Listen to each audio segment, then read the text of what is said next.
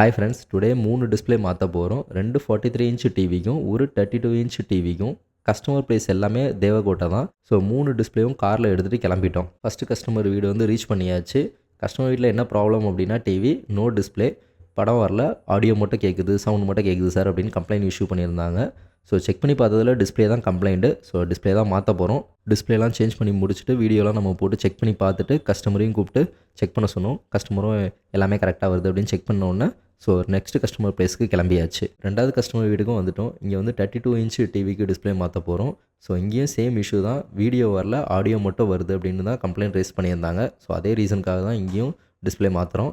டிஸ்ப்ளேலாம் மாற்றி முடிச்சுட்டு கஸ்டமரை கூப்பிட்டு வீடியோலாம் போட்டு காமிச்சு செக் பண்ணிவிட்டு கஸ்டமர் நல்லா இருக்குன்னு சொன்னோன்னே அடுத்த கஸ்டமர் வீட்டுக்கு கிளம்பிட்டோம். மூணாவது கஸ்டமர் வீட்டுக்கும் ரீச் ஆகிட்டோம். இது 43 இன்ச் டிவி.